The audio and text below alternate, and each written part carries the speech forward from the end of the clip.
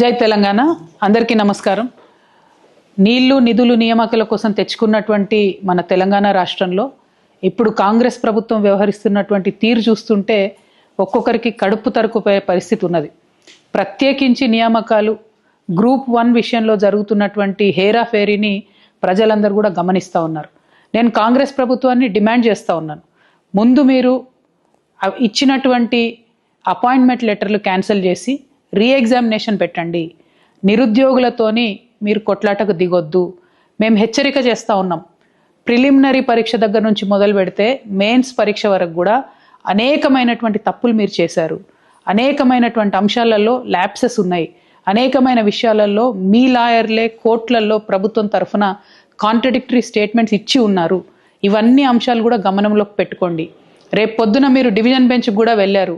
నిరుద్యోగుల మీద ఇంత కక్ష సాధింపు చేసి ఒకటి నుంచి ఇంకో దగ్గరికి లిటిగేషన్ చేస్తూ మీరు ఎవరి కోసం పనిచేస్తున్నారు?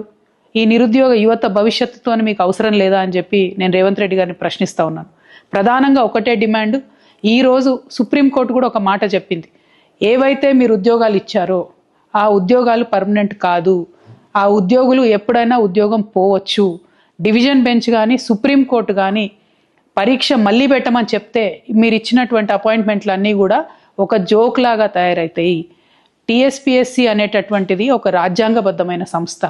ఎంత గౌరవంగా ఉండాలి, ఎంత ప్రేమగా విద్యార్థుల భవిష్యత్తును తీర్చిదిద్దాలి. అట్లాంటిది మీరు దొంగల జోరే రాత్రి పోయి రిజల్ట్ ఇస్తారు.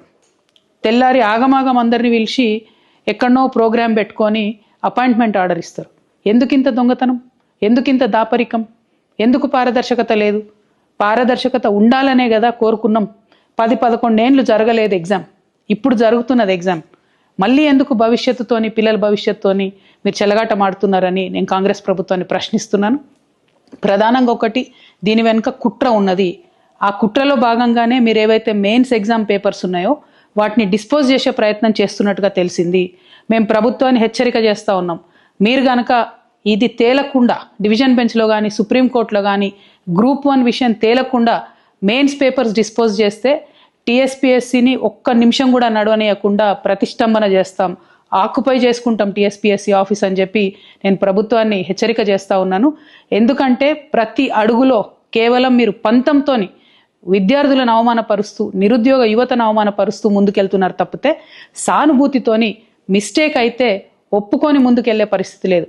అన్నిటికన్నా దారుణం ఏంటంటే ప్రెసిడెన్షియల్ ఆర్డర్లో 95% తెలంగాణ బిడ్డలకు ఉద్యోగాలు రావాలి, కానీ దాన్ని కూడా తుంగలో దొక్కి 8 మందికి అర్హత లేనటువంటి వారికి మీరు ఈ తెలంగాణ రాష్ట్రంలో ఉద్యోగాలు ఇచ్చారు. దీన్ని ఎట్టి పరిస్థితుల్లో తెలంగాణ బిడ్డలు సహించారని చెప్పి మేము చెప్తూ నిరుద్యోగుల పక్షాన తెలంగాణ జాగృతి నిలబడుతుంది. రేపటి నుంచి 15వ తారీఖు వరకు వరుస పెట్టి వారం రోజుల పాటు నిరుద్యోగులకు అండగా రోజొక తీరు మేము కార్యక్రమాలు టేకప్ చేస్తాం. మీరు ఎగ్జామ్ మొత్తం మళ్ళీ రీకండక్ట్ చేసేంత వరకు కూడా వదిలిపెట్టమని చెప్పి ప్రభుత్వాన్ని హెచ్చరిక చేస్తూ ఉన్నాం.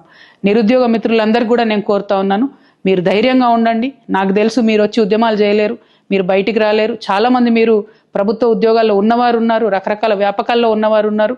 కాబట్టి మీ తరఫున నేను కొట్లాడతాను, తెలంగాణ జాగృతి కొట్లాడుతుంది. ఖచ్చితంగా ఈ గ్రూప్ 1 క్యాన్సిల్ చేసి రీఎగ్జామినేషన్ పెట్టించే వరకు వదిలిపెట్టబోమని చెప్పి చెప్తా ఉన్నాం. Thank you. జై తెలంగాణ.